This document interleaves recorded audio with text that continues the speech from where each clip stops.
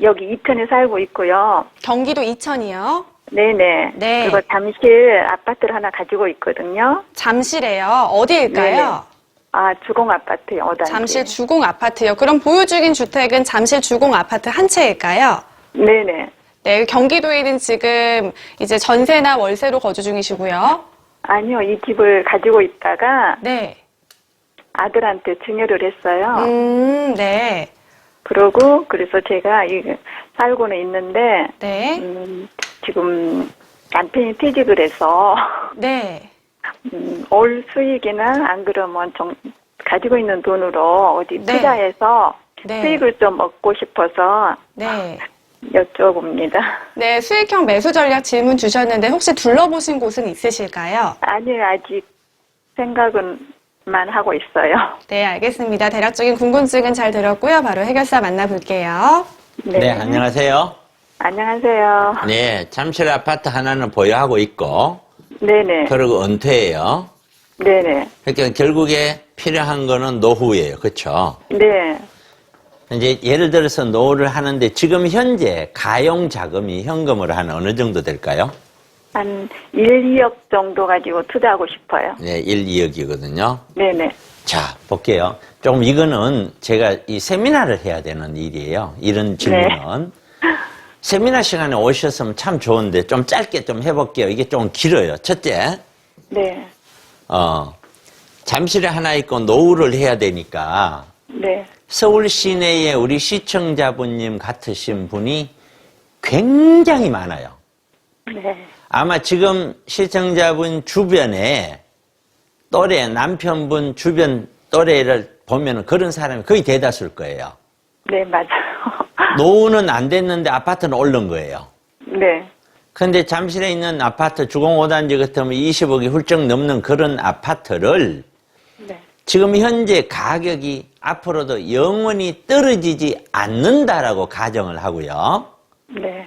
그 집에 거주하기 위해서 시청자분님께서는 어느 정도 수입이 있어야 되느냐. 네. 아무리 없어도 월 700만 원 있어야 돼요. 네. 그렇지 않고는 무조건 적자예요. 네, 맞아요. 이게. 그런데 월 700만 원 내려면 우리 거의 뭐 한 얼마 전 25억 있어야 될 거예요. 그렇죠? 네. 25억 갖고 있는 사람 누가 있어요? 별로 없지. 그쵸. 그러니까 거의 대다수 분들은 제가 보는 눈에는 그런 분들이라 지금 전부 다 붙잡고 있어서 그렇지 다 팔아야 될 분들이 너무너무 많아요. 맞아요. 이런 분들이 이제 가격이 떨어지면 투매가 나오겠죠. 그래서 제가 그거는 느끼고 있는 거거든요. 자, 어쨌든 노후가 굉장히 심각하니까 돈이 많은 사람도 있겠지만 돈이 없는 사람들이 거의 대다수니까 작은 돈으로 투자하려는 사람은 더 많겠죠. 네. 네. 자, 지금 상황은 어쨌든 그렇게 돼 있는 것이라는 것이고, 그러면은, 자, 우리가 봅시다. 수익형이라는 게 있어요. 네. 그 다음에 차익형이라는 게 있거든요. 네. 그럼 나는 노후를 꼭 월세를 받아서 해라는 법은 없죠. 네네. 차익을 해서도 할 수 있잖아요. 그렇죠? 네네, 그쵸. 그러니까 결국에는 선택은 무조건 고정관념을 가지고 차익형을 해야 되겠다, 수익형을 해야 되겠다 할 필요는 없다라는 거예요. 네. 네. 그러나 어쨌든 수익형의 의미는 시세 차익을 기대하지는 않아. 나오면 고맙지만. 네. 가장 중요한 것이 월세 수익이에요. 네. 수익률이 제대로 안 나오면 수익은 의미가 없죠. 그쵸. 그 다음에 안정성이 있어야 되겠죠. 네. 그런 반면에 차익형은 시세 차익이 안 나오면 의미가 없죠. 그럼요. 네. 요 두 가지 형태를 가지고 있는데, 자, 우리 서울 아파트 그림을 제가 이렇게 그릴게요. 이런 흐름을 가지고 왔다 그랬잖아요. 여보세요? 네네. 서울에 있는 아파트 가격 네. 흐름이 이렇게 왔다고요. 예, 네. 그럼 우리가 지금 예를 들어서 이 꼭지 부근이다라고 가정을 하면은 네. 우리는 마음속에서 올라갈지 어쩔지는 몰라도 지금은 제 개인적인 생각은 네. 하방에 갈 거다라고 저는 본다는 거예요. 네. 그럼 지금 이 시점에서 돈 1억, 2억을 가지고 어떻게 할까라는 것을 정해야 된다는 거거든요. 네. 그러면 결국에는 가격이 떨어질 때, 잠실 주공이 떨어지더라도 확실하게 월세 나오는 것을 확실한 게 수익형을 가지고 있다면 네. 그거는 가격은 안 올라도 월세만큼은 올라가는 거죠. 네, 월세는 받고 있어요. 그렇죠. 그러니까 결국에는 1번 요 지점에서는 월세 수익형 상품을 구입하는 방법이 하나가 있고 지금. 네. 그 대신에 얘는 그냥 월세 받고 끝나는 것이지 그 다음까지 생각하기는 어려워요. 네. 그런데 여기에서 만약에 또 작은 걸 1, 2억 가지고 갭 투자를 했을 때 네. 저 같으면 1, 2억 가지고 몇 개를 사라라고 권하고 싶은데 갭 투자를 했었을 때의 조건은 또 뭐가 되냐면은 전세 끼고 사는 걸 갭 투자라고 그러잖아요. 네네. 세월이 지나고 나서 이게 6년, 7년, 10년이 지났는데 갭 투자가 예를 들어서 뭐 5억짜리에 전세 3억 끼고 2억을 투자했어요. 네. 그러면 이게 돈이 회수가 되려면 팔아서 회수가 되든지 또는 팔지 않고 회수가 되려면 여기 있는 전세 금액이 5억까지 올라가 주면은 팔지 않고도 회수가 되죠. 네. 그러면은 갭이 좀 작아서 물건이 좋다는 가정하에 네. 매매가가 좀 낮더라도 네. 아주 뭐 5억, 6억짜리가 아니더라도 네. 그보다 훨씬 2, 3억짜리라도 갭 네. 투자를 몇 개를 해서 네. 요 기간 동안에 하락 기간 동안에 요 투자한 돈이 다 나와버리면은 회수가 되면 요 저점 부근에서는 다시 차익형 부동산으로 투자할 수 있는 여건이 생겨나죠. 네. 이해 가세요?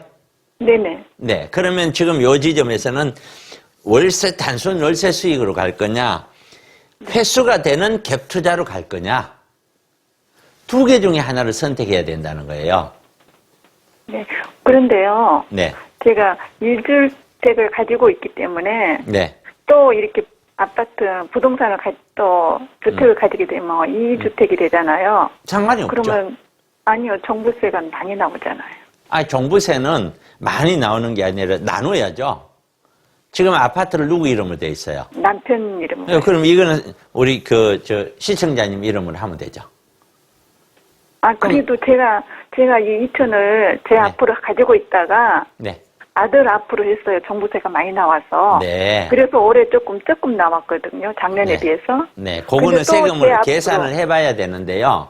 제 앞으로 또 가지게 되면은 또 그만큼 나올 것 같아요. 어차피 지금 잠실가 하나를 가지고 있어도 종부세 나와요. 네네. 그런데 이제 기준이 이런 걸 갖게 되면 기준이 6억으로 낮아진다는 거예요. 기준이 2주택자 이상이니까 네. 그 차이지 안 나오는 건 아니에요. 네. 그러니까 그런 기준을 삼아서 그걸 때문에 이걸 안 할 거냐, 그걸 계산해 봤을 때 그것이 큰 차이가 없다면 이걸 할 거냐, 그러니까 어느 걸 해라가 아니에요. 네. 그런 걸 고려해서 해야 되는데 그런 걸 만약에 종부세라는 문제를 너무 깊이 있게 고려를 하지 않으면 안 될 정도 상황이다. 그러면 이거는 1, 2억을 가지고 무조건 상가나 사무실을 살 수밖에 없는 거예요. 네. 맞죠? 네네. 그런데 이걸 사든 아니면 이런 작은 갭 투자를 해서 도시형 생활주택이든 오피스텔을 이렇게 가든 결국에는 월세 수익으로 상가 사무실 쪽으로 가닥을 잡고 간다면은 제가 봤을 때는 1, 2억으로는 네, 경기권으로 가봐야 돼요. 경기권. 네네. 그런데 경기권으로 갔었을 때 금액을 솔직히 요즘 1, 2억은 그렇게 큰 돈은 네네. 아니잖아요. 네. 그 돈으로 월세가 안정적으로 잘 나올 수 있는 걸 우리가 오피스텔도 안 되고 도시형 생활주택도 안 되고 그럼 상가 사무실로 과연 있을까? 제대로 된 게. 네. 그러면요. 네. 혹시 상가나 그런 게 아니고 논밭은 수익형도 아니고 차익형인데. 네, 사익형으로 해서 한 2, 3년 묶고 한 몇 년 묶어놔도 그 수익을 얻을 수 있으면. 그러니까 나는 얻을 그걸 수 좀 어때요? 있다는 보장이 없잖아요. 없는데 그래도 주변에서 보면은 논밭 사가지고 손해 본 사람은 없더라고요. 집 사서 손해본 사람 있나요? 그거는 네. 욕심이 아닐까 싶어요. 네. 제가 말씀 딱 들어보면은 간단하게 네. 조금만 더 말씀드리고 끝낼게요. 네네. 지금 그나마 그래도 잠실가 하나 가지고 있어서 네네. 다행이다라는 심정을 가지고 있는 것 같고요. 네. 그러면서 주변에서 토지를 해서 더 이렇게 불리는 걸 보니 네. 나도 아직은 재산이 좀 적어 보여서 노후도 안 되고 그러니까 뭔가 더 벌리고 싶은 욕심도 같이 갖고 있고요. 네네. 그런 상태인 것 같은데 두 번째, 지금 현재 상태에서 은퇴 시점까지 은퇴가 왔고 그 상태에서 어떤 토지라든가 뭘 하나 묵혀놔서 뻥 튀겨지는 거는 저라면은 생각을 접는 것이 좋아요. 우리가 그런 투자는 말이에요. 하이 리스크, 하이 리턴이라고 그러거든요.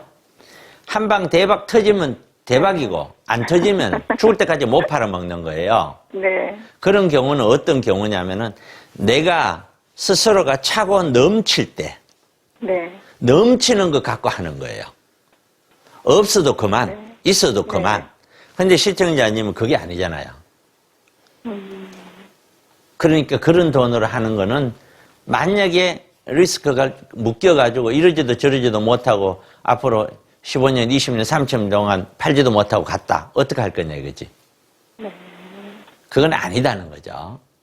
그러니까 투자라는 거는 항상 자기의 어떤 수준 이런 걸 보고서 합리성을 가지고 가는 것이 맞지 않냐라는 생각을 드려요.